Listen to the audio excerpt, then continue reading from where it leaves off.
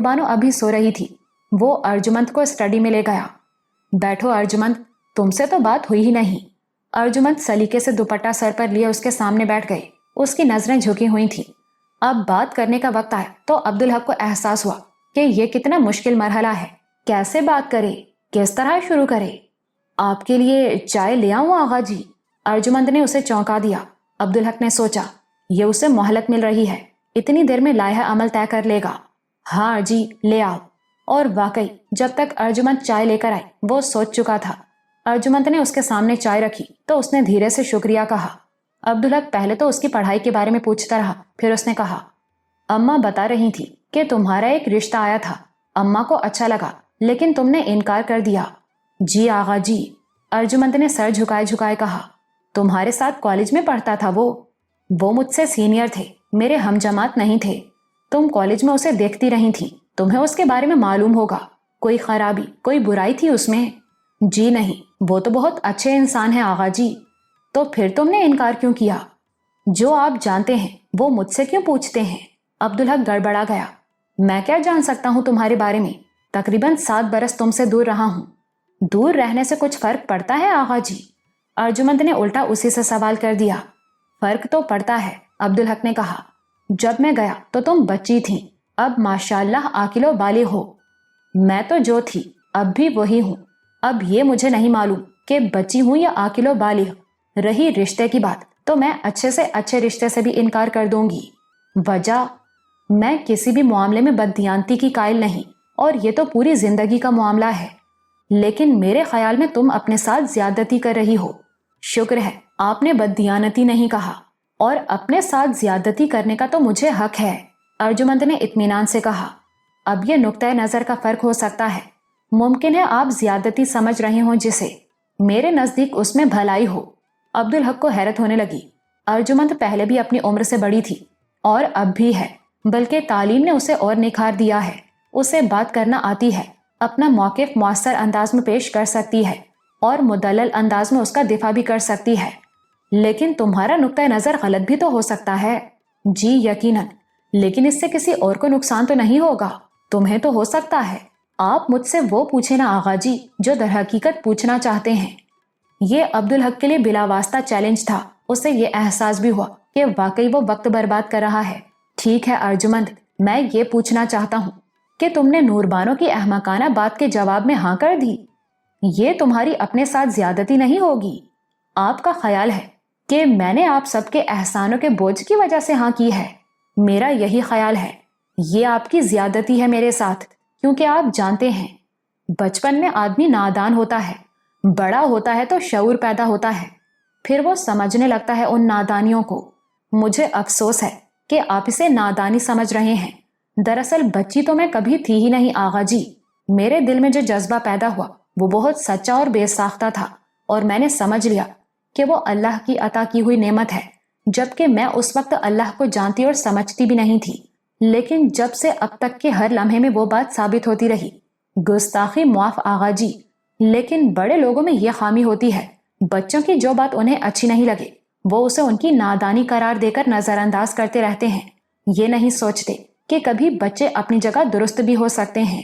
अब्दुल हक खुद को उसके सामने छोटा महसूस करने लगा। तुमने मेरे ख्याल की अब भी तरदीद नहीं की, उसने संगीन लहजे में कहा।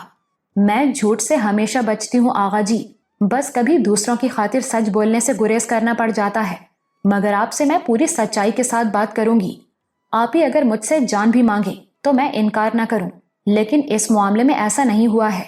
इसकी एक वजह तो आपको मालूम है ना? पहली बार उसने नजरें उठाकर अब्दुल हक की आंखों में देखा। अब्दुल हक नजरें चुराने लगा, ताहम उसने असबात में सर हिला दिया। दूसरी वजह, मैं वाकई बड़ी हो गई हूँ आगा जी। जो कुछ मैं बचपन में नहीं समझ सकी अब समझ गई हूँ। मैंने जान लिया है आगा जी कि अल्लाह ने कितनी गलीज जगह से निकालकर मुझे आप तक पहुंचाया, वो भी आप तक, उसने जोर देकर कहा। अब्दुल हक शशदर रह गया।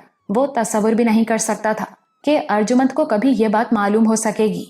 अब मैं समझ सकती हूँ कि आखिरी अरसे में जब फुफ्फो के हाथ में सब कुछ था, वो बाइख्तियार थीं और उन्हें नाना का सहारा भी हासिल था, तो वो बाजार से निकली क्यों नहीं?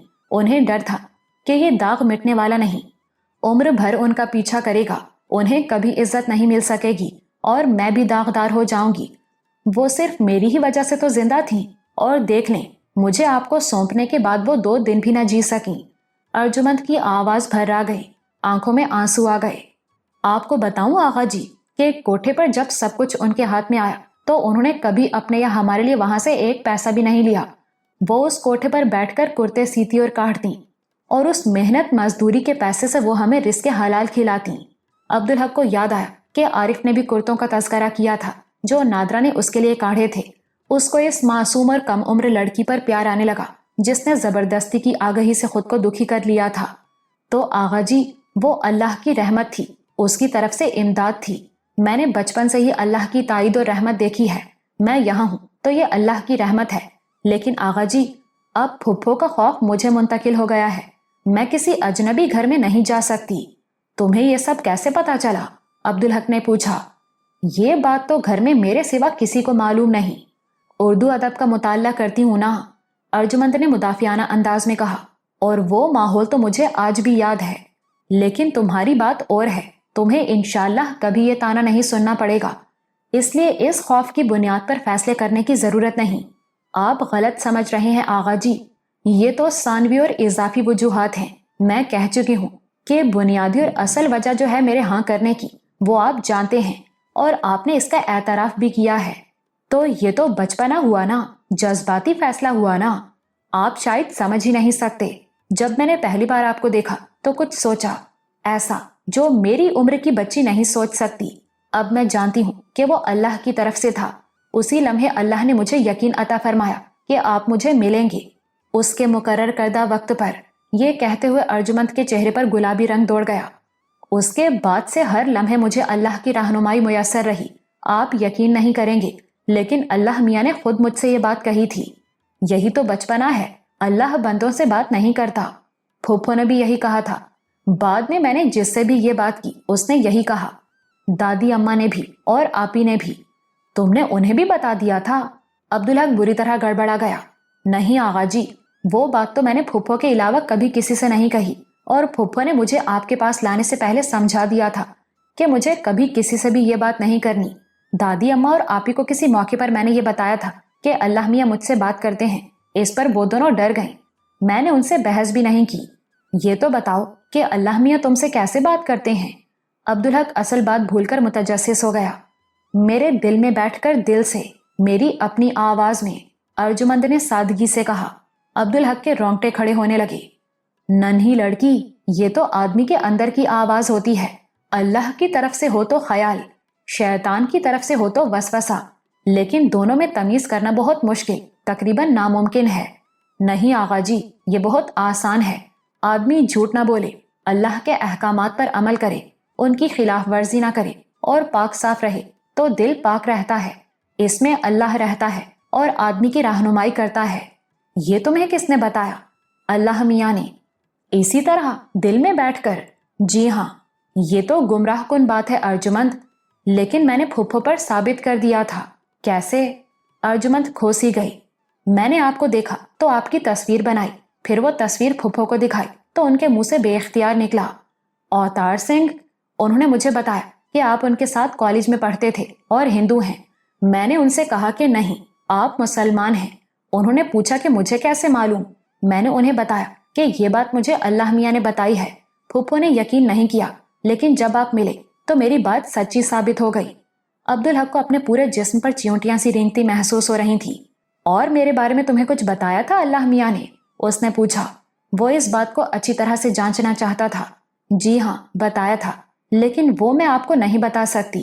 اب میں اگر تم سے کہوں کہ تم نے نوربانو کی بات مان کر غلط فیصلہ کیا ہے تو؟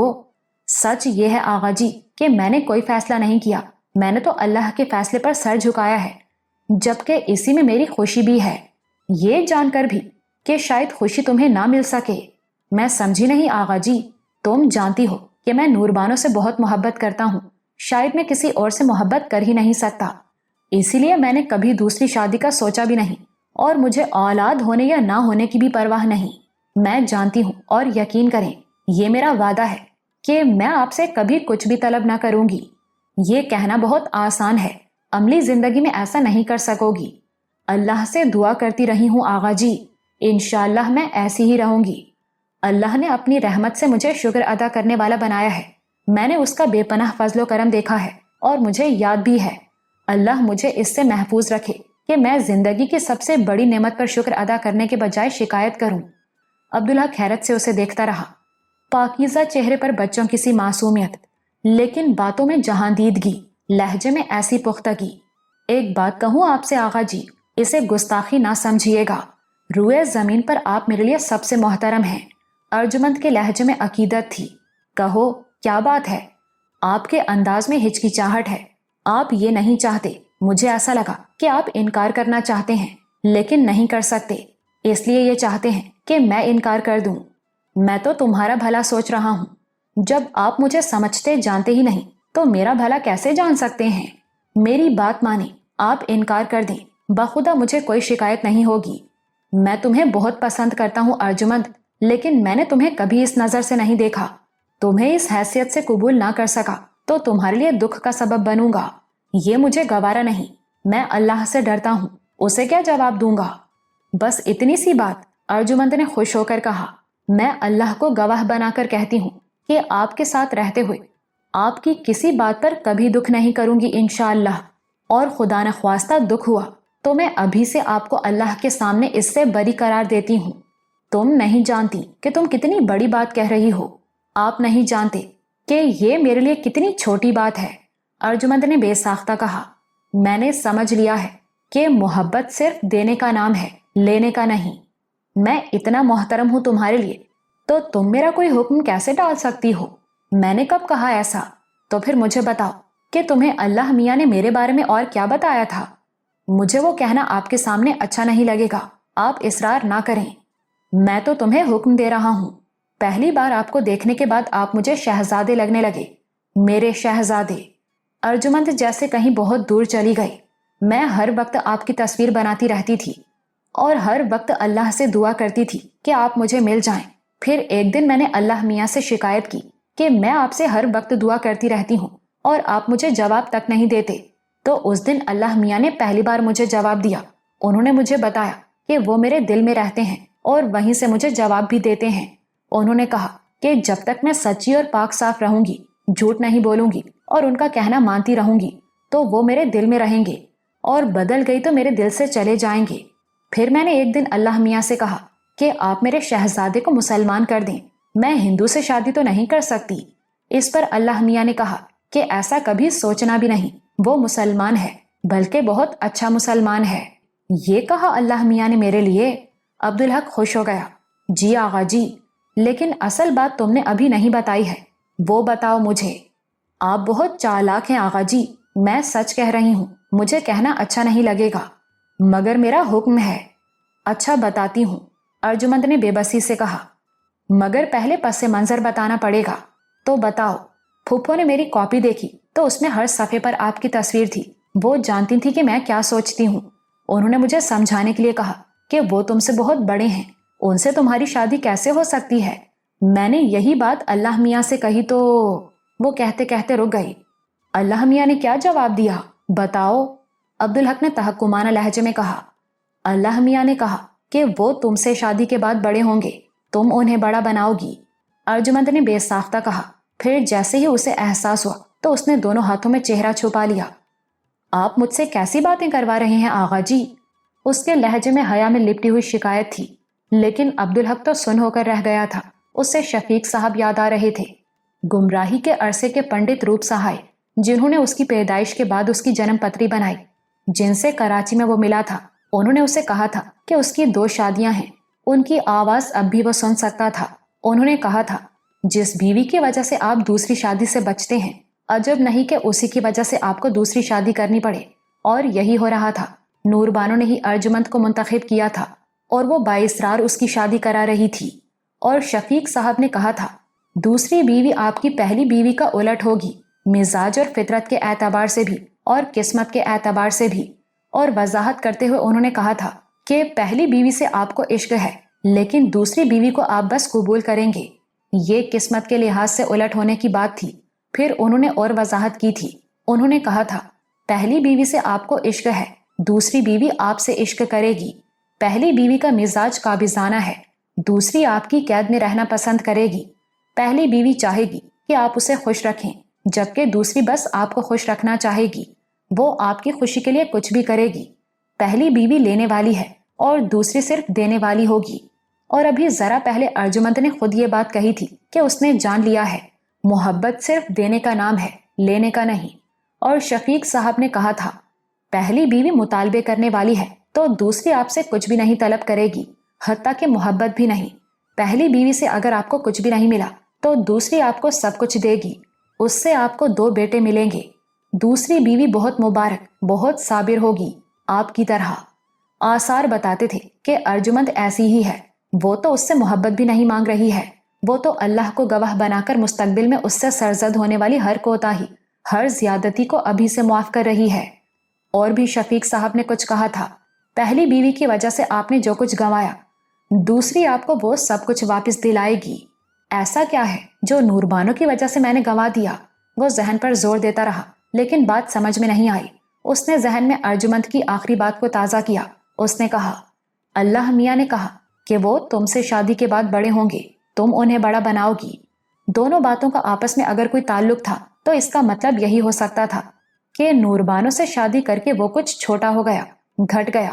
اب یہ بات ایسی تھی کہ اس پر سوچا جاتا۔ ارجمند نے دیکھا کہ وہ سوچوں میں گم ہے۔ اس نے سوچا بات مکمل ہو چکی ہے، یہ سوچ کر وہ اٹھی اور دبے قدموں دروازے کی طرف بڑھی۔ عبدالحق ایسا گم تھا کہ اسے احساس بھی نہیں ہوا۔ دروازے پر پہنچ کر ارجمند رکی۔ آپ کو یاد ہے آغا جی؟ اس نے عبدالحق کو پکارا۔ عبدالحق چونکا اور اس نے سر اٹھا کر اسے سوالیہ نظروں سے دیکھا۔ جب آپ پہلی بار مجھے یہاں لا رہے تھے، جب پھپھو مجھے آپ کے پاس لائی تھیں، تو پھپھو سے جدا ہونے کے بعد میں رونے لگی تھی، تب آپ نے کیا کہا تھا مجھ سے؟ عبدالحق نے نفی میں سر ہلاتے ہوئے کہا، نہیں، مجھے یاد نہیں۔ آپ نے کہا تھا کہ آپ میرے آنسو برداشت نہیں کر سکتے، انہیں روکنے کے لیے آپ کچھ بھی کر سکتے ہیں۔ اچھا، ایسا کہا تھا میں نے؟ ارجمند نے جیسے اس کی بات سنی ہی نہیں۔ اور میں نے کہا تھا کچھ بھی؟ تو آپ نے کہا ہاں کچھ بھی، بس تم رونا کبھی نہیں۔ عبدالحق کو وہ بات یاد آ گئی۔ ہاں، یاد آ گیا مجھے۔ تو میں نے آپ سے کچھ مانگا تھا اور آپ نے جواب میں کہا تھا ابھی تو تم بہت چھوٹی ہو۔ عبدالحق ذہن پر زور دینے لگا۔ میں نے آپ کی بات مان لی، پھپھو کی موت کے علاوہ میں کبھی نہیں روئی، اکیلے میں بھی نہیں روئی۔ مجھے خوشی ہے کہ اب میں بڑی ہو گئی ہوں اور اللہ نے آپ کے وعدے کی لاج رکھ لی ہے۔ یہ کہہ کر وہ پلٹتی چلی گئی۔ عبدالحق اس خالی جگہ پر نظریں جمائے ذہن پر زور دیتا رہا جہاں ایک لمحہ پہلے ارجمند کھڑی تھی۔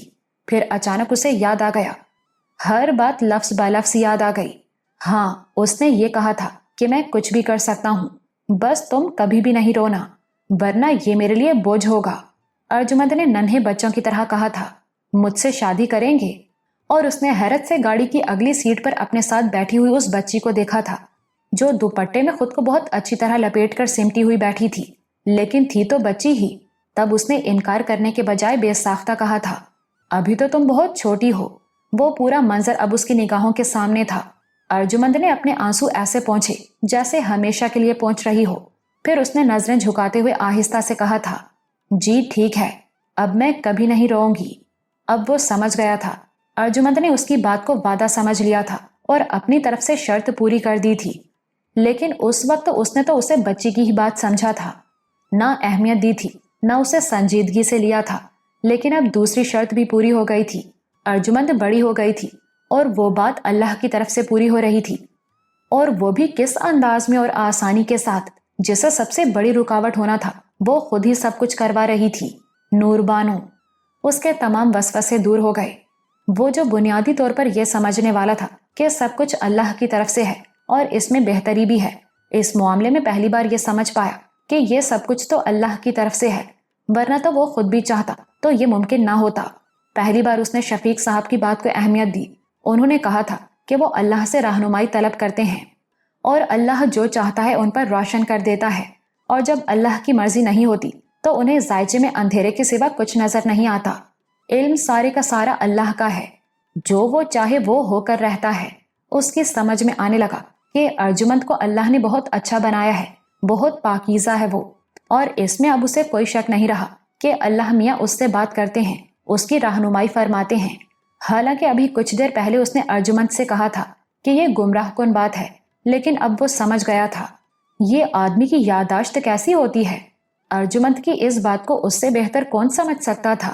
ایک وہی تو تھا جو پورے وثوق کے ساتھ اس کی تائید کر سکتا تھا، گواہی دے سکتا تھا۔ جب سے اس نے ہوش سنبھالا تھا، اللہ کو اپنے اندر پایا تھا، حالانکہ وہ اس وقت جانتا نہیں تھا وہ کون تھا جو اندر رہ کر اس کی رہنمائی کرتا تھا، ذہن میں سوالات اٹھاتا تھا، تجسس کو ہوا دیتا تھا اور پھر غور و فکر کے ذریعے درست جواب عطا کرتا تھا۔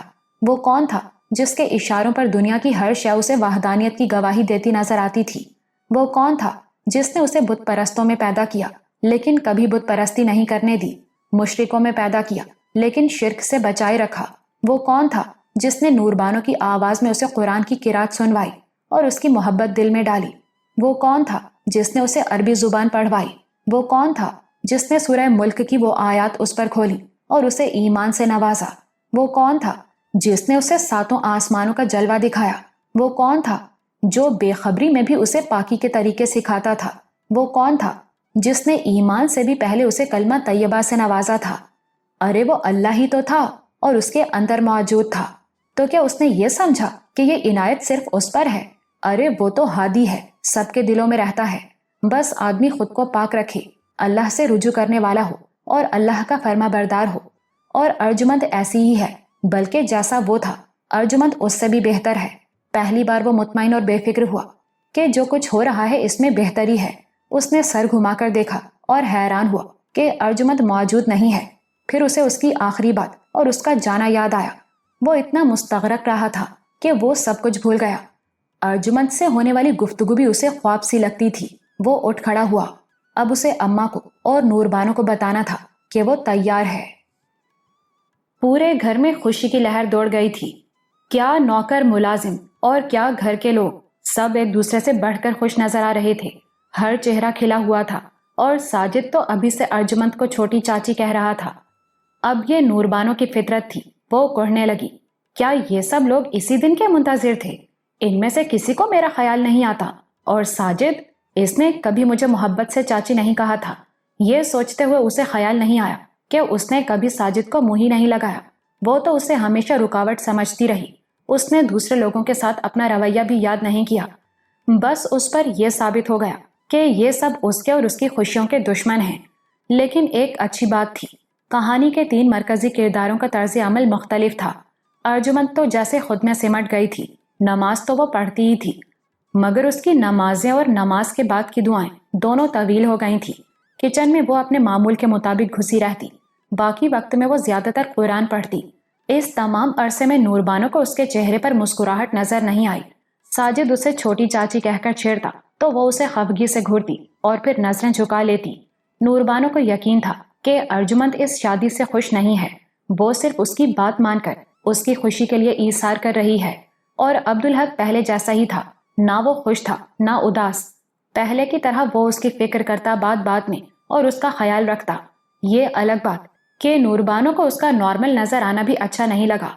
آپ تو بہت خوش نظر آ رہے ہیں اس شادی سے، اس نے چبھتے ہوئے لہجے میں کہا، اور عبدالحق بری طرح بھڑک گیا۔ تم کیسی ناشکری عورت ہو، اس نے سخت لہجے میں کہا۔ خود ہی یہ کھیل رچایا میری مرضی کے خلاف، اور اب چاہتی ہو کہ میں بیٹھ کر روتا رہوں؟ میں نے یہ تو نہیں کہا، میں تو یہ کہہ رہی ہوں کہ… نوربانو نے مدافعانہ لہجے میں کہنے کی کوشش کی، لیکن عبدالحق نے اس کی بات کاٹ دی۔ میں صرف تمہاری خاطر یہ شادی کر رہا ہوں، اب اگر تم نے ایسی کوئی بات کی تو یہ سب کچھ ختم سمجھنا۔ نوربانو سہم گئی۔ آپ تو خواہ مخواہ بھڑک گئے، تمہارا طنزیہ لہجہ مجھے اچھا نہیں لگتا۔ عبدالحق کا لہجہ بدستور سخت تھا۔ اور میری بات غور سے سنو، یہ جو تم نے شروع کیا ہے یہ زندگی بھر کا کھیل ہے، لیکن میرے نزدیک یہ بہت سنجیدہ معاملہ ہے۔ مجھے ارجمند کے حقوق کا بھی خیال رکھنا ہوگا۔ آپ سے زیادہ اس کے حقوق کا خیال میں رکھوں گی۔ ابھی سوچ لو، اس شادی کے بعد یہ رویہ سامنے آیا تو اس کا نقصان تمہیں ہوگا، پھر مجھ سے شکایت نہ کرنا۔ میں تو مذاق کر رہی تھی، آپ سنجیدہ ہو گئے۔ اور حمیدہ نے تو نوربانو کو حیران ہی کر دیا۔ جیسے ہی عبدالحق نے منظوری دی، حمیدہ نے اسے بلا لیا۔ ہوگا وہی دھیے جو تو چاہے گی، حمیدہ نے اس سے کہا، لیکن یہ 3 دن والی بات آسان تو نہیں ہے نا؟ میرا تو خیال ہے جمعے کا دن مبارک رہے گا۔ نوربانو نے حیرت سے اسے دیکھا۔ گھر کی سب سے بااختیار ہستی اتنی عاجزی سے بات کر رہی تھی۔ حمیدہ نے اس کی نظروں کو کچھ اور ہی مفہوم لیا۔ وہ جلدی سے بولی، میں نے تو صرف مشورہ دیا ہے، تو چاہے تو آج ہی کر دے نکاح۔ میں تو بس تیری خوشی میں خوش ہوں دھیے۔ اماں آپ ایسے بات نہ کریں، آپ کو تو حکم دینے کا حق ہے، نور بانو نے تڑپ کر کہا۔ آپ ٹھیک کہہ رہی ہیں، جمعہ ہی مناسب رہے گا، اور وقت عصر اور مغرب کے درمیان کیسا رہے گا؟ نور بانو حیران بھی ہوئی اور خوش بھی۔ اب بھی حمیدہ مشورہ ہی دے رہی تھی، حکم نہیں۔ جی اماں، نہایت مناسب ہے۔ تو اب دوسرے لوگوں کی خوشی سے نور بانو کو اتنا ناخوش نہیں ہونا چاہیے تھا، لیکن اپنی فطرت کا وہ کیا کرتی؟ اس کے دل میں ان خوش ہونے والوں کے لیے بال آ گیا تھا، تاہم بار بار وہ خود کو یاد دلاتی کہ یہ سب کچھ اس کی اپنی مرضی سے، اس کے بھلے کے لیے ہی ہو رہا ہے۔ اس کا تو نفع ہی نفع ہے اس میں، اسے تو خوش ہونا چاہیے، اسے تو اولاد ملنے والی ہے، ماں بننے کا اعزاز ملنے والا ہے، جو کسی طرح اسے نہیں ملنا تھا۔ زبیر گاؤں چلا گیا، وہاں اسے ڈاکٹر صاحب اور مولوی مہر علی صاحب کے علاوہ کچھ لوگوں کو مدعو کرنا تھا، اور مولوی صاحب کو تو نکاح پڑھانا تھا۔ یہاں صرف مسعود صاحب تھے، سو ان کے ہاں حمیدہ اور نور بانو چلی گئیں۔ مسعود صاحب کی لڑکیاں تو اس کے ساتھ ہی آ گئیں کہ کپڑوں اور زیورات کی خریداری میں نور بانو کا ساتھ دیں گی۔ گھر میں ایک طرح سے ہنگامی حالات کا نفاذ ہو گیا، لیکن مثبت انداز میں۔ مسعود صاحب کی بیٹیوں کے آنے سے نور بانو کو بہت فائدہ ہوا۔ ایک طرف تو ان سے مدد ملی اور دوسری طرف سے اس کی انا کو سکون ملا۔ ان دونوں کے نزدیک تو وہ بہت بڑی ہستی بن گئی تھی، محبت اور ایثار کی معراج کی علامت۔ آپ نے تو کمال کر دیا نور باجی، کوئی بیوی ایسا نہیں کرتی، رضوانہ نے کہا۔ واقعی آپ نے تو مثال قائم کر دی، شاہانہ بولی۔ مجھے نہیں معلوم تھا کہ آپ میں اتنی محبت بھری ہے، مجھے تو آپ اکھڑ سی لگی تھی ہمیشہ۔ اتنا بڑا دل ہے آپ کا، میں نے سوچا بھی نہیں تھا۔ گھر میں خوش ہونے والوں نے نور بانو کو جو زخم دیا تھا، رضوانہ اور شاہانہ کی باتیں اس کے لیے مرہم بن گئیں۔ اس نے جیسا سوچا تھا اس سے بھی بڑھ کر خریداری کی، ارجمند کے لیے ہر چیز وہ اعلیٰ درجے کی لائی۔ حمیدہ اپنے کمرے میں تھی کہ ساجد گھبرایا ہوا اس کے پاس آیا۔ دادی دادی جلدی سے چلیے میرے ساتھ، اس نے اس کا ہاتھ تھامتے ہوئے کہا۔ کیا ہو گیا پتر، خیر تو ہے؟ چھوٹی چاچی رو رہی ہیں، بہت رو رہی ہیں، میں نے بہت چپ کرایا پر وہ روئے جا رہی ہیں، بہت برا حال ہو گیا ہے ان کا۔ حمیدہ گھبرا گئی، کہیں رنگ میں بھنگ تو نہیں پڑ گیا؟ نکی نے مربت اور لحاظ میں ہاں کر دی ہو اور اب پچھتا رہی ہو، بے بس بچی جس کا دنیا میں کوئی نہیں ہے، بے بسی سے رونے کے سوا کیا کر سکتی ہے؟ وہ اٹھی اور ساجد کے ساتھ چل دی۔ ساجد اسے گیسٹ روم میں لے گیا، وہاں ارجمند بیڈ پر لیٹی تھی، اس کے دونوں ہاتھ چہرے پر تھے اور جسم بری طرح لرز رہا تھا۔ حمیدہ اس کے پاس جا بیٹھی، ساجد کھڑا رہا۔ حمیدہ نے دھیرے سے ارجمند کو بلایا۔ نکی، کیا ہوا میری نکی؟ اس نے محبت بھرے لہجے میں کہا۔ ارجمند نے چہرے سے ہاتھ ہٹائے، اس کی آنکھیں متورم ہو رہی تھیں۔ حمیدہ نے ایک نظر میں دیکھ لیا کہ اس کا بہت برا حال ہے۔ گیسٹ روم کی طرف تو کوئی آتا بھی نہیں، یہ تو شکر ہے کہ ساجد نے اسے دیکھ لیا، ورنہ یہ یہاں روتے روتے مر جاتی، حمیدہ نے سوچا۔ اور ہو نہ ہو بات یہی ہے کہ ارجمند اس شادی سے خوش نہیں ہے۔ اس نے ایک لمحے میں فیصلہ کر لیا کہ اگر ایسا ہے تو وہ یہ شادی ہرگز نہیں ہونے دے گی۔ کسی کے بھی خواب بچی کی زندگی سے اہم نہیں ہو سکتے۔ وہ ساجد کے سامنے بات نہیں کر سکتی تھی۔ اس نے ساجد سے کہا، تو جا پتر، میں اسے سنبھال لوں گی۔ مگر چھوٹی چاچی کے لیے پریشان ساجد جانا نہیں چاہتا تھا۔ جا تو یہاں سے، مجھے نکی سے بات کرنے دے پتر، سب ٹھیک ہو جائے گا، اس نے تحکمانہ لہجے میں کہا۔ اور کسی سے کچھ کہنا نہیں، اماں سے بھی نہیں۔ طبعاً فرما بردار ہونے کی وجہ سے ساجد وہاں سے ٹل گیا، ورنہ اس کا دل نہیں مان رہا تھا۔ ارجمند اب بھی روئے جا رہی تھی، اس کی ہچکیاں بندھی ہوئی تھی۔ نکی، کیا ہوا تجھے؟ بول نا، کیا بات ہے؟ حمیدہ نے اسے چمکارا۔ ارجمند کے ہونٹ لرزتے رہے، جسم ہچکیوں سے کانپتا رہا، وہ کچھ بولنے کے قابل ہی نہیں تھی۔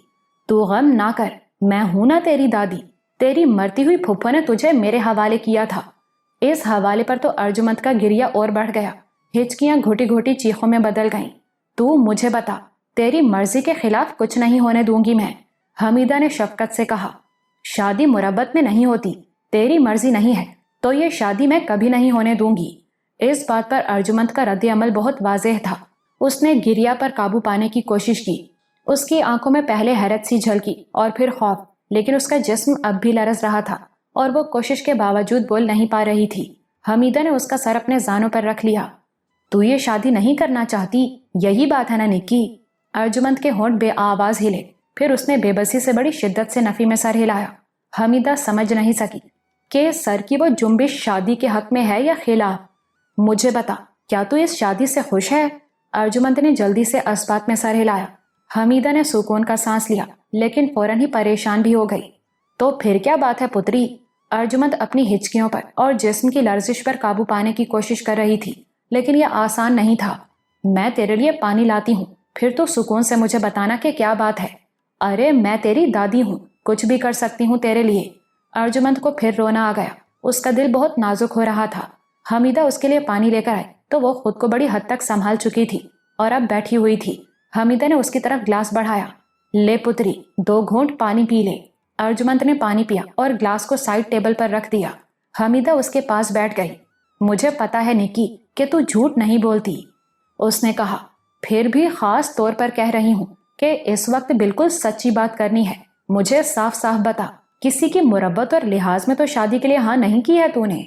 नहीं दादी अम्मा, ऐसी कोई बात नहीं। तू इस शादी से खुश है ना? जी दादी अम्मा। हमीदा के दिल से कोई भारी बोझ हट गया। तो फिर तू ऐसे रो क्यों रही थी? उसने मोहब्बत से पूछा। सब लोग याद आ गए थे दादी अम्मा। हमीदा का दिल दुखने लगा उसके लिए। अल्लाह ने उन्हें वापस बुला लिया, उसकी मर्जी, पर बदले में भी तो तुझे कुछ लोग दिए हैं ना। जाने वाले तो चले गए दादी, लेकिन जो मौजूद हैं वो तो मेरी शादी में शरीक हो ना। ऐसा कौन है निक्की? नाना, उनको तो पता भी नहीं चलेगा। नाना, हमीदा ने दोहराया, फिर जहन पर जोर देती रही। वो जिन्हें तेरी फुफ्फो नवाब साहब कह रही थी उस दिन अस्पताल में। अर्जुमंद की आंखें फिर भरने लगी थी। उसने अस्बात में सर हिलाने पर इक्तिफा किया। और तुझे पहले कभी उनका ख्याल नहीं आया? उन्हें तो मैं रोज याद करती हूँ दादी। तो उनसे मिलने के लिए क्यों नहीं गई कभी? किसके साथ जाती दादी अम्मा? तू अपने चाचा जुबैर से कह देती।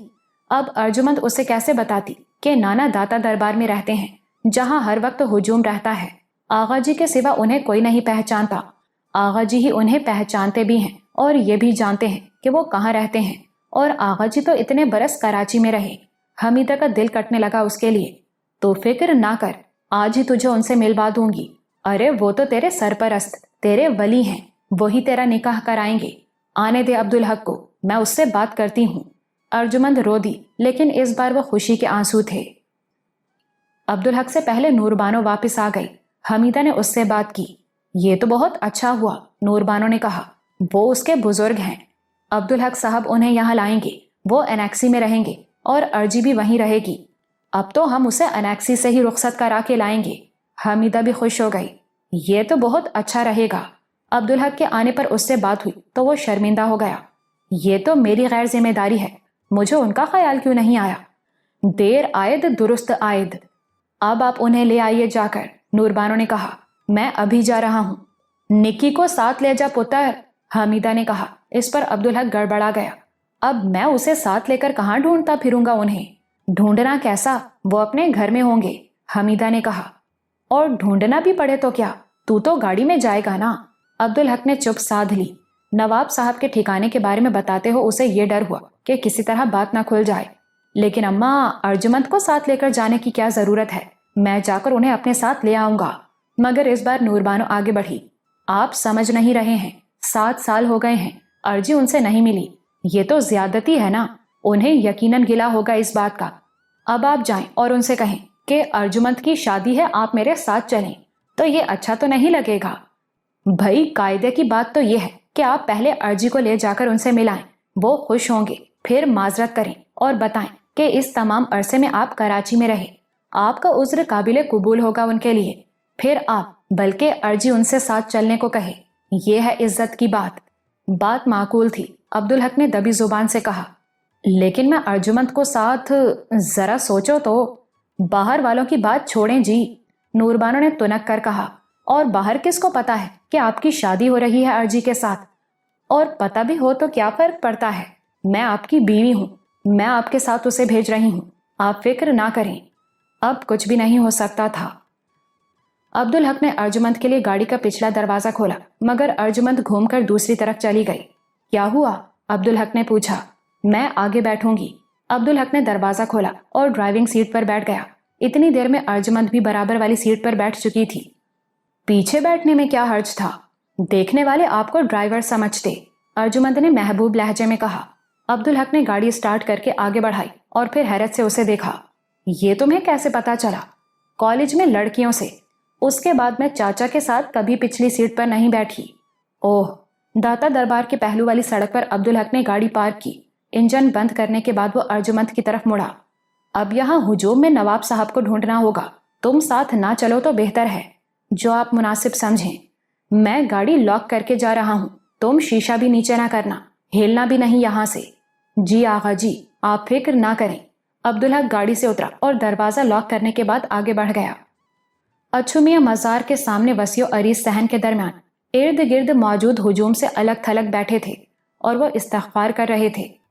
7 साल पहले वो नादरा को दफनाने के बाद और अर्जुमंद को अब्दुल हक के घर छोड़कर सीधे दाता दरबार आए थे, तब से वो यहीं थे। लगे बंधे मामूलात थे उनके। फजर के बाद कुरान पढ़ते, फिर सहन के फर्श को साफ करते, फिर तस्बीह लेकर बैठ जाते। जोहर की नमाज पढ़ने के बाद भूख लगती तो बाहर जाकर कतार में लगकर लंगर से खाना लेते और वहीं बैठकर खा लेते। उसके बाद फिर कुरान की तिलावत और फिर वही तस्बीह। यही उनका मामूल था, नमाज, कुरान और तस्बीह। कुछ ही दिनों में लोग उन्हें देखने के आदी हो गए। वहाँ बहुत से लोग ऐसे थे जो मज़ार पर हाजिरी के लिए बाकायदगी से आया करते थे। कुछ तो हर रोज आते थे, कुछ जुमेरात के जुमेरात, और लाहौर के करीबी शहरों में रहने वाले भी माह बा माह आते रहते थे। वो सब उन्हें पहचानने लगे। एक दिन एक शख्स ने उन्हें कागज का एक थैला दिया। ये क्या है? अच्छू मियाँ ने थैले की तरफ हाथ बढ़ाए बगैर पूछा। कपड़े हैं आपके लिए। इसकी क्या जरूरत है? जरूरत है, देने वाले ने जोर देकर कहा। आपके कपड़े बहुत मैले हो गए हैं। अच्छू मियाँ ने सर झुकाकर अपने कपड़ों का जायजा लिया। वो वाकई मैले हो रहे थे।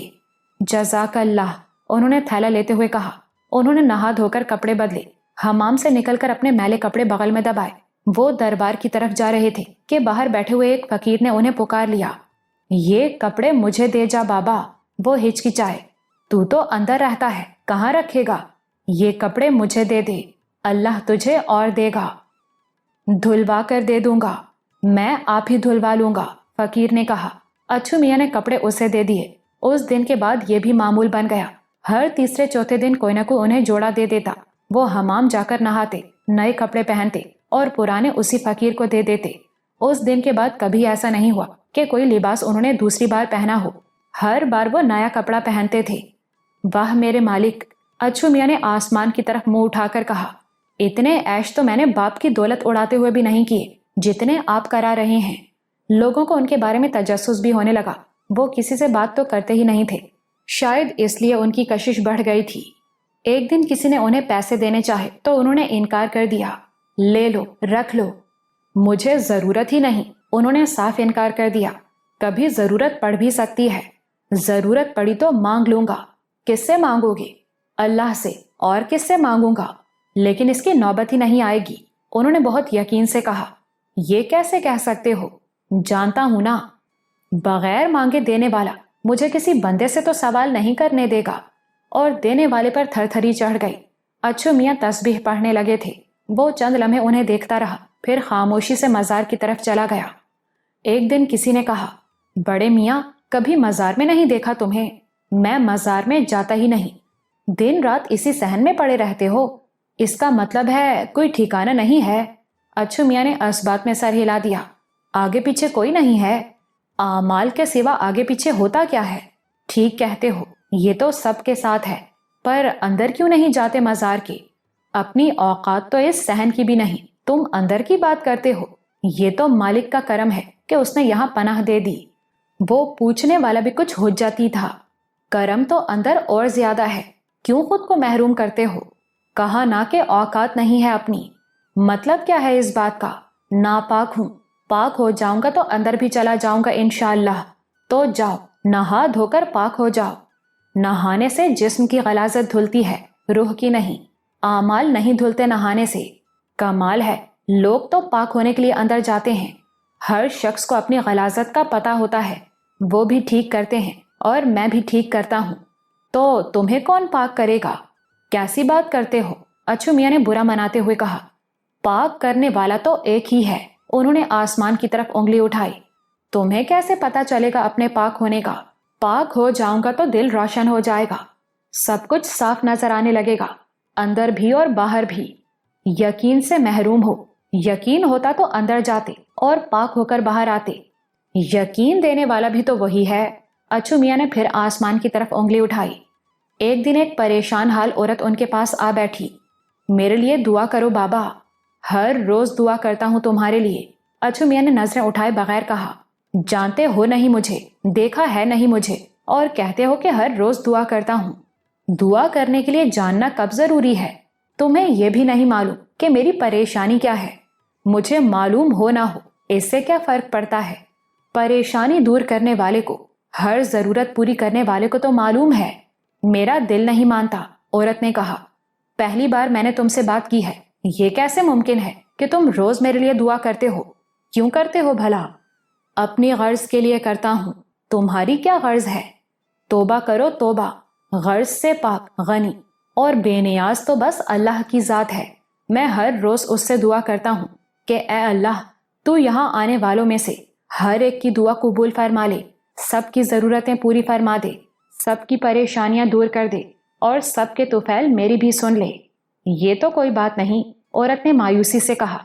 तुम खास तौर पर मेरे लिए दुआ करो। ठीक है, अब खास तौर पर तुम्हारे लिए दुआ करूंगा। क्या दुआ करोगे? वही जो सबके लिए करता हूं। नहीं, मेरी तो खास हाजत है, उसके लिए दुआ करो। तो बता दो, दुआ मैं कर दूंगा, आगे रब जाने।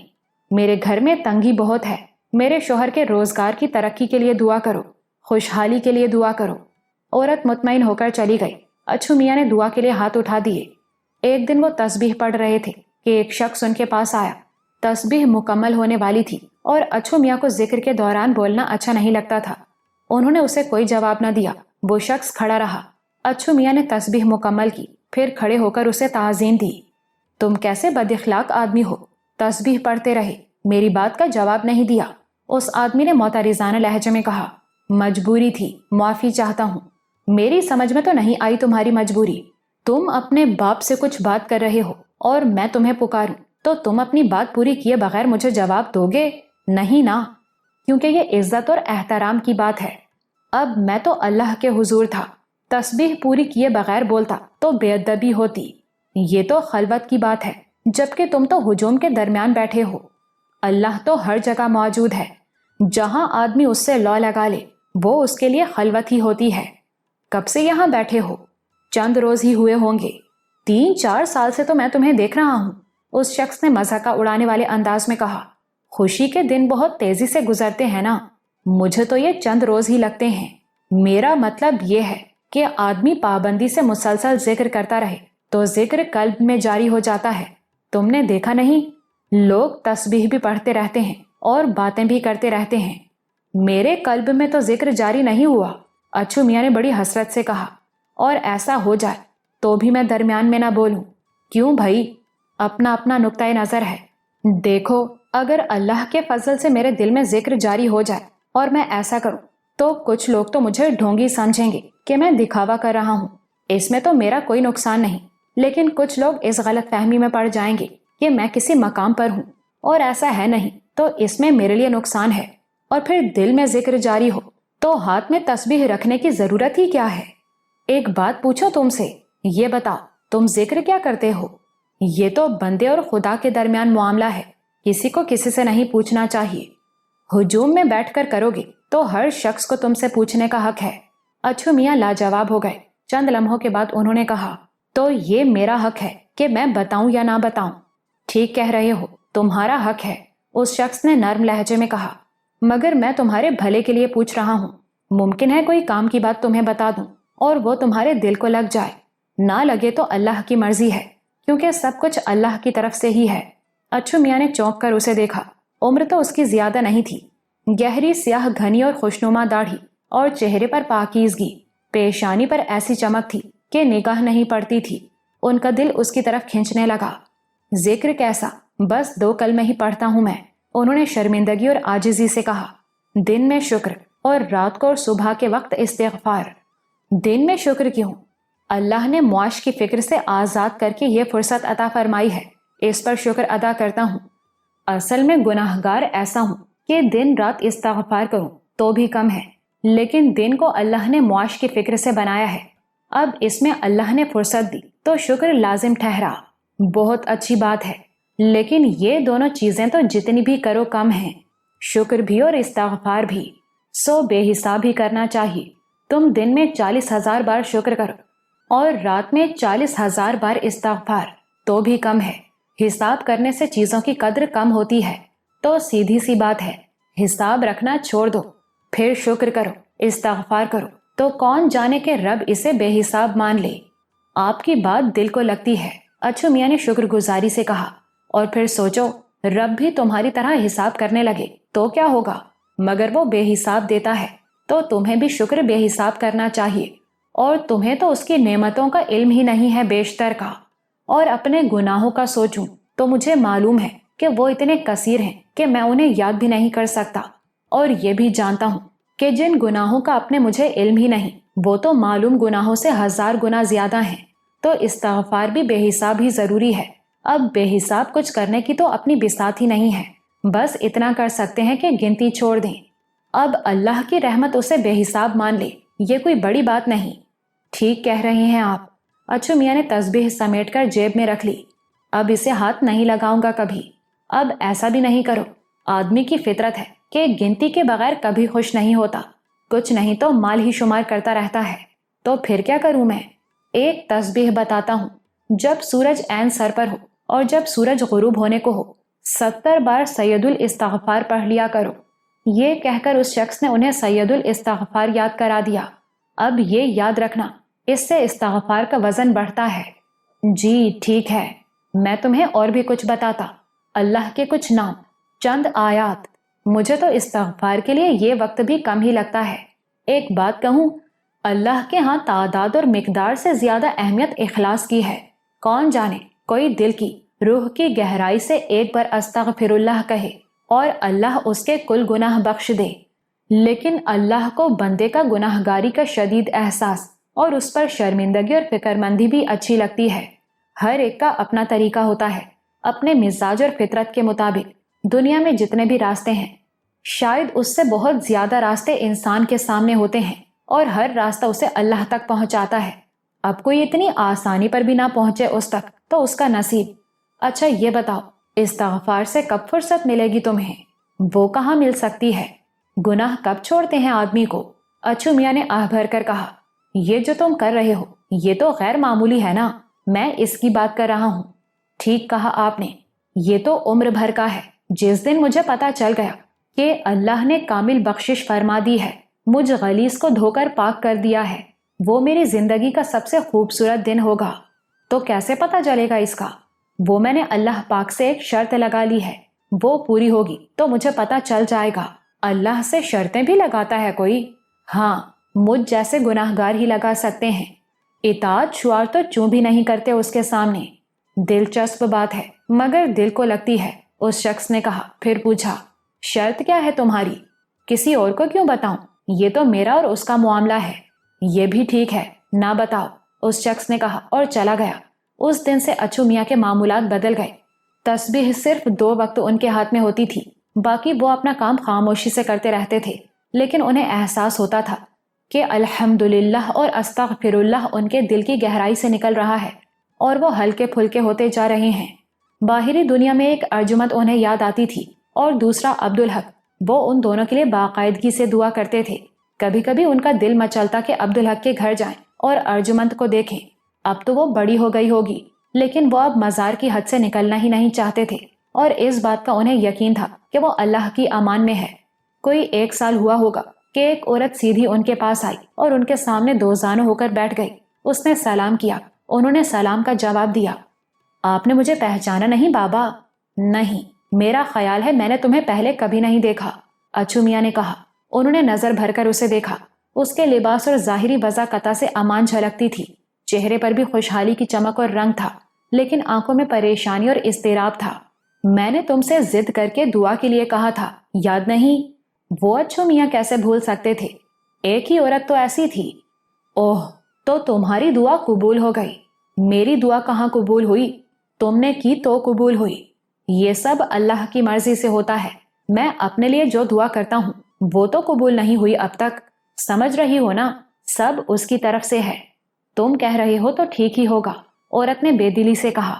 تم اب تک وہ دعا کرتے ہو میرے لیے؟ ہاں، بلا ناغہ، وعدہ جو کیا تھا، اب چھوڑ دو وہ دعا۔ ہاں، لگتا ہے تمہیں اللہ نے سب کچھ دے دیا، سب دلدر دور ہو گئے تمہارے۔ دلدر تو اور بڑھ گئے بابا، دیکھنے میں تو خوشحال ہی لگتی ہو۔ خوشحال تو ہوں، مگر یہ سمجھ گئی کہ خوشحالی صرف روپے پیسے سے نہیں ہوتی، خوشحالی تو اندر کی خوشی سے ہے، باہمی محبت سے ہے، گھر کے اور گھریلو سکون سے ہے۔ بڑی تلخ ہو گئی ہو، ہوا کیا ہے تمہارے ساتھ؟ اللہ نے کرم فرمایا، تنگی دور کی، بلکہ دولت کی برسات کر دی۔ شوہر میرا تنگ دل بھی نہیں ہے، مجھے اور بچوں کو سب کچھ دے رکھا ہے اس نے، زندگی کی ہر آسائش فراہم کی ہے، لیکن اب نہ وہ میرے لیے پہلے جیسا ہے، نہ بچوں کے لیے۔ مصروفیت بڑھ گئی ہوگی، اچھو میاں نے خیال ظاہر کیا۔ نہیں، وہ عیاشی میں پڑ گیا ہے، دوسری عورتوں کے چکر میں پڑ گیا ہے، کئی کئی دن گھر نہیں آتا۔ مگر تم نے جو مانگا تھا وہ تو تمہیں مل گیا، اب کیوں ناخوش ہو؟ عورت رونے لگی۔ وہ تنگ دستی اس خوشحالی سے اچھی تھی۔ تنگی کی وجہ سے ہم لڑتے تھے، لیکن ہمارے درمیان محبت تھی۔ بچے چھوٹی چھوٹی چیزوں کو ترستے تھے، لیکن تمیزدار اور کہنا ماننے والے تھے۔ اب گھر میں محبت نہیں، میں شوہر کی توجہ سے محروم ہوں، ادھر بچے بدتمیز اور نافرمان ہو گئے ہیں، میں آسائشوں کا کیا کروں؟ انہیں تو شوہر اور بچوں کے ساتھ بانٹنے پر خوشی ملتی ہے، میں تو اکیلی ہو گئی، بالکل میں تو لٹ گئی۔ مجھے دکھ ہوا یہ سن کر، اچھو میاں نے تعصب سے سر ہلایا۔ مگر کوئی نہیں سمجھتا کہ اللہ نے جو کچھ اسے دیا ہے وہ اس کے لیے بہترین ہے۔ اب محروم ہونے کے بعد وہ تنگ دستی تمہیں اچھی لگ رہی ہے۔ آپ اب بھی میرے لیے وہی دعا کرتے ہیں بابا؟ ہاں، اب وہ دعا چھوڑ دو۔ چھوڑ دوں گا، اب میرے لیے بس یہ دعا کرو کہ میرا شوہر مجھے واپس مل جائے، پہلے جیسا ہو جائے۔ عورت اتنی دل برداشتہ ہو رہی تھی کہ اس سے اصرار بھی نہیں کیا گیا، بس یہ کہہ کر چلی گئی۔ اچھو میاں دیر تک سوچتے رہے۔ وہاں برسوں انہوں نے بازار میں گزارے اور اب یہاں مزار میں۔ زندگی کا ایک ہی عام روپ انہوں نے دیکھا، زندگی صرف خواہشوں کے پیچھے بھاگنا، ان کے حصول کے لیے تگ و دو کرنا تھا، یہاں بھی اور وہاں بھی، جائز ہو یا ناجائز، فائدہ پہنچانے والی ہو یا زر رساں، آدمی اس کے پیچھے باولا ہو جاتا ہے۔ خواہشیں پوری نہ ہوں تو اللہ کی طرف لپکتا ہے، اور المیہ یہ ہے کہ ہر خواہش پوری ہو جانے پر حقیر اور بےمانی لگنے لگتی ہے، اس کی جگہ پہلے سے زیادہ جوش و خروش سے وہ کوئی اور خواہش کرنے لگتا ہے، اور پھر اس کے لیے وہی دیوانگی۔ اب سمجھ میں آیا زندگی کی بے سکونی کا راز، خواہشوں کے سامنے سپر ڈالنا ہے۔ شاید یہ بھی آزمائش ہے، آدمی خواہشوں کو نظر انداز کرے تو زندگی پرسکون ہو جاتی ہے، قناعت اختیار کرے تو زندگی خوبصورت ہو جاتی ہے۔ جو مل گیا اسے نعمت سمجھا اور اس پر اللہ کا شکر ادا کیا، یہ ہے سچی خوشی کا راز جو آدمی کے باطن سے ابھرتی ہے، اس میں روح کی طمانینت ہے۔ وہ سب کچھ دیکھ کر آئے تھے، جہاں سے وہ ہو کر آئے تھے، اور جہاں وہ آئے تھے انہوں نے سمجھ لیا تھا کہ وہ خود نہیں آ سکتے تھے، اللہ انہیں لے آیا تھا، جانے کیوں؟ مگر اس جانے کیوں کی کوئی اہمیت نہیں، اس کے بارے میں کوئی تجسس زیبا نہیں کہ تجسس شیطان کا اکساوا ہے، اور اس کا حاصل غرور جو شیطان کی صفت ہے۔ جانے کیوں کیسا، کریمی کا کوئی سبب نہیں ہوتا، کریمی کے لیے کسی اہلیت کی ضرورت نہیں، وہ تو اللہ کا کرم ہے اور بس۔ اللہ کی رحمت کو کسی جواز کی ضرورت نہیں ہوتی۔ ان کے وجود میں سنسنی سے ابھری، یہ احساس ہوا کہ انہوں نے بہت اہم نکتہ سمجھ لیا ہے، کوئی بہت اہم راز بھی پا لیا ہے، اور یہ انہیں ہر شخص کو بتانا چاہیے، ساری دنیا کو بتانا چاہیے۔ یہ بنی نوع انسان کی امانت ہے۔ لا حول ولا قوت، انہوں نے بلند آواز میں بے ساختہ کہا، اور خود بھی چونک گئے۔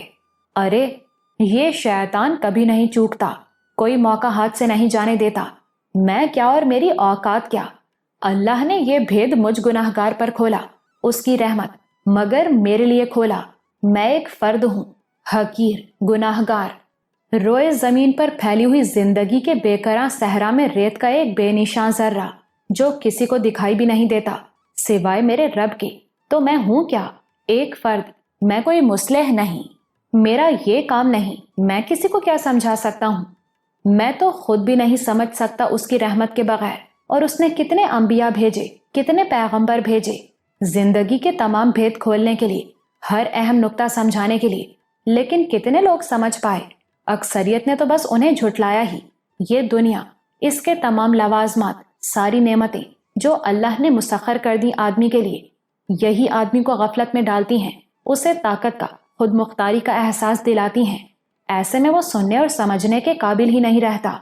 ये बहुत बड़ा सवाल है कि जिंदगी क्या है, और इसका बहुत छोटा सा जवाब है अल्लाह से ताल्लुक। लेकिन इस ताल्लुक के हवाले से इसकी जेहतें बेशुमार हैं। तुम बंदे हो और वो माबूद है तो उसकी इबादत करो। तुम गुलाम हो और वो आका है तो उसकी इताअत करो। सरकशी और गुनाह तुम्हारी फितरत में है और वो गफूरुर रहीम है तो उससे मगफिरत तलब करो। तुम सरासर मोहताज हो और वो गनी है तो सब कुछ उसी से मांगो। अपनी हर जरूरत के लिए उसी की तरफ देखो, उसी से मदद चाहो। तुम्हारी हर सांस और हर धड़कन और कायनात की हर शय उसके कब्ज़े कुदरत में है, तो जो चाहे सिर्फ उससे मांगो। ना मिले तो उससे दस्तबरदार हो जाओ कि वही तो सब कुछ जानता है और वही सबसे बढ़कर तुमसे मोहब्बत करता है। वही सबसे बढ़कर, तुमसे भी बढ़कर तुम्हारी बेहतरी की फिक्र करता है। तुम सरकश सही, लेकिन उसकी गुलामी के तस्वुर को अपने कल्बो जहन में जिंदा रखो कि आकाओं का आका एक वही तो है जो सरकश गुलामों को भी बख्श देता है। ना यकीन आए तो अपनी दुनिया के झूठे आकाओं को देख लो कि वो तुम्हारी जरा सी सरकशी को भी मुआफ नहीं करते, तो उसकी गुलामी करो और जमीन में उसके खलीफा बन जाओ। नेमतें तुम्हारी गुलाम बन जाएंगी और तुम्हें उनकी परवाह भी नहीं रहेगी। गुलामी का महज तस्वुर भी अपने कल्बो जहन में कायम रखोगे तो अजब नहीं कि वो खुश होकर तुम्हें यह सबसे बड़ा शर्फ अता फरमा दे, अपनी गुलामी का। और उसने एहतमाम फरमाया, अपने गुलामों के लिए ऐसी जन्नतें आरास्ता कर दी जिनका तुम तस्वुर भी नहीं कर सकते, और सरकशों के लिए दोज़ख बना दी कि जैसे आमाल करो वैसा सिला पालो, और वो भी अबदी जिंदगी में। तुम अपनी फितरी सरकशी और अपने नफ्स की गुलामी के बावजूद उसकी गुलामी के तस्वुर को जिंदा रखो तो अजब नहीं कि वो तुम्हें जन्नत का मुस्तहिक बनाने के लिए अच्छे आमाल अता फरमा दे। बल्कि उसकी रहमत तो ऐसी है कि खुश हो जाए तो बगैर आमाल के ही तुम्हें जन्नत नसीब फरमा दे। तुम उसकी गुलामी का तस्वुर तो रखो, मौहूम सा ही सही, और अपनी बेबसी को, अपने बेहैसियत होने को तो समझो। अल्लाह से ताल्लुक तो कायम रखो। वो अजीब सी कैफियत थी। अच्छू मियाँ ही नहीं रहे थे, उनके अंदर जैसे कोई और बैठा था। अल्लाह से ताल्लुक, इबादत तो लाजमी है कि बंदगी है। दिल से ईमान लाना नजरियाती इबादत है और नमाज अमली इबादत। अल्लाह के अहकाम मानना भी अमली इबादत है, और जो नेमतें उसने अता फरमाई उनका शुमार तो दूर की बात है। तुम्हारे लिए उनका इदराक भी मुमकिन नहीं, तो उनका शुक्र अदा करते रहो। लेकिन ये जुबानी शुक्र भी महज नजरियाती है, और दुनिया को अल्लाह ने दारुल अमल बनाया है। अब हकीकत यह है कि तुम्हारे पास जो नेमत भी है, ख्वाह ज़ाहिरी तौर पर उसे तुमने खुद हासिल किया हो अपनी मेहनत, ताकत या तदब्बुर से, दर हकीकत वो अल्लाह की अता की हुई है और अल्लाह तुमसे उसका हिसाब लेगा। वो तो तुमसे तुम्हारे जिस्म के आज़ा का भी हिसाब लेगा। तो अमली शुक्र ये है कि उसकी अता की हुई नेमतों को उसके अहकाम के खिलाफ इस्तेमाल ना करो, बल्कि उसके अहकाम के मुताबिक इस्तेमाल करो। किसी चीज़ को अपनी मलकियत ना समझो। वो अल्लाह की अमानत है तुम्हारे पास, और एक मखसूस मुद्दत के लिए है, जिसका इल्म सिर्फ अल्लाह को है। तो अल्लाह से डरो और शुक्र अदा करते रहो। और तुम्हारे पास नफ्स है जो गुनाहों पर उकसाता है, हवस जिसके खमीर में है। ये जान रखो कि जैसे तुम सांस लेते हो वैसे ही गुनाह करते हो। गुनाह तो तुम गैर शऊरी तौर पर भी करते हो, बेखबरी में भी करते हो, और खुद को पाको साफ समझते रहते हो। तो इसके लिए जरूरी है कि इस्तिग़फ़ार करते रहो। बेखबरी में भी इस्तिग़फ़ार करो, क्योंकि बेखबरी में गुनाह भी तो करते हो। अल्लाह इस्तिग़फ़ार की बरकत से तुम्हें धोता पाक करता रहेगा, तुम्हें भारी नहीं होने देगा, तुम हल्के रहोगे। ये है जिंदगी। मगर तुम तो ख्वाहिशों के पीछे भागते रहे, जैसे कुत्ता हड्डी पर लपकता है। इससे ज्यादा रफ्तार से तुम ख्वाहिशों पर लपकते रहे, अच्छे बुरे की तमीज किए बगैर। हालांकि अल्लाह ने ख्वाहिशों के हुसूल के बाद भी तुम्हें अपनी निशानी दिखा दी। नाजायज ख्वाहिश ने तुम्हें बस एक पल की खुशी दी, उसके बाद तवील मुद्दत तक का तासुफ, बेलज़्ज़ती और बेकैफी। तुम्हें बता दिया गया कि अल्लाह के हुक्म से बाहर जो कुछ भी है उसकी लज्जत और खुशी बेहद आर्जी है। अच्छू मियाँ को गुजरी याद आई। वो बच्चों की तरह फूट फूट कर रोते रहे। उनकी दाढ़ी तर हो गई, चेहरा भीग गया, कमीज का दामन तर हो गया। फिर अचानक उन्हें करार आ गया। जैसे दुखते दहकते हुए दिल पर किसी ने ठंडे मरहम का फाया रख दिया हो। जिंदगी क्या है वो किसी को क्या बताएंगे और कौन समझेगा। पैगंबरों के होते हुए उम्मतें तबाह कर दी गईं। कुरान मौजूद है सब कुछ बताने के लिए, मगर पढ़ने वालों को भी पता नहीं चलता कि जिंदगी क्या है। ये तो अल्लाह की करीमी है उन पर और उनके लिए। अल्लाह ने जो कुछ भी उन्हें दिया वो इस्तेहकाक के बगैर दिया, और जो कुछ इस्तेहकाक के बगैर मिला हो उसका हिसाब तो देना पड़ता है। अब जिसका सिरे से कोई इस्तेहकाक ही ना हो उसके हिसाब की तवालत का क्या कहना। उन पर थरथरी चढ़ गई। उस दिन के बाद उनके शुक्र में और गहराई आ गई। उनके इस्तिग़फ़ार में शामिल गिरियाज़ारी में और इजाफा हो गया। वो अल्लाह से गिड़गिड़ा कर रो रो कर दुआ करते कि उन्हें बख्श दिया जाए, उन्हें धोकर पाक कर दिया जाए। और अभी 20 दिन पहले उन्हें लगा कि अल्लाह ने उनकी दुआ कबूल कर ली और उन्हें बख्श दिया। ऐसे वो मानने वाले कब थे, लेकिन अल्लाह ने उनकी शर्त भी पूरी कर दी। अरे वो कैसे नाज बर्दारी करता है अपने गुनाहगार बंदों की। उस रोज वो सुतून से टेक लगाए सैयदुल इस्तिग़फ़ार की तस्बीह कर रहे थे। तस्बीह मुकम्मल करके उन्होंने जेब में रखी ही थी कि एक शख्स उनके पास चला आया। वो क्लीन शेव था और पैंट शर्ट पहने था। वो उनके पास बैठ गया। हजरत, आपका नाम अशरफ अली है? उसने बेहद अदब से पूछा। अच्छू मियाँ ने हैरत से उसे देखा।